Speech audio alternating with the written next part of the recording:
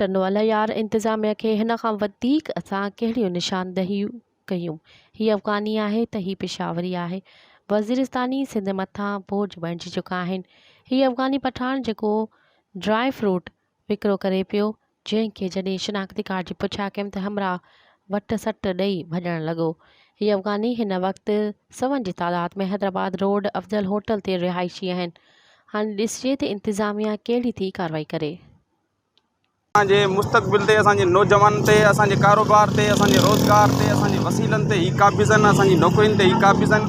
ही dry fruit खां शुरू थींदा आहिनि यको पोइ सॼी सिंध में ही जेको आहे मलेरिया वांगुरु असां वटि ही पखिड़िजी वेंदा आहिनि। हिन वक़्तु हिन जी 25-20 साल खनि उमिरि आहे, हिन जो शनाख्ती कार्ड न आहे ठहियलु।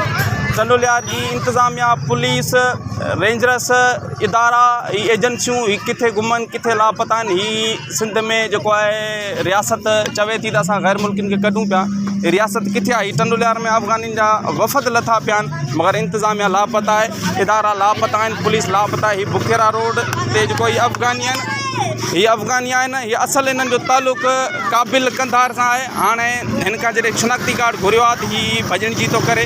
हिन न शनाख्ती कार्ड आहे, न का जेको आहे डिटेल आहे, न वीज़ा आहे, न कुझु आहे। हीअ गैर मुल्की असांजे मुल्क। मज़ीद ख़बरनि ऐं तफ़सीलात लाइ विज़िट कयो असांजी वेबसाइट www.awamiNewsHD.com ऐं ॾिसंदा रहो अवामी न्यूज़ HD।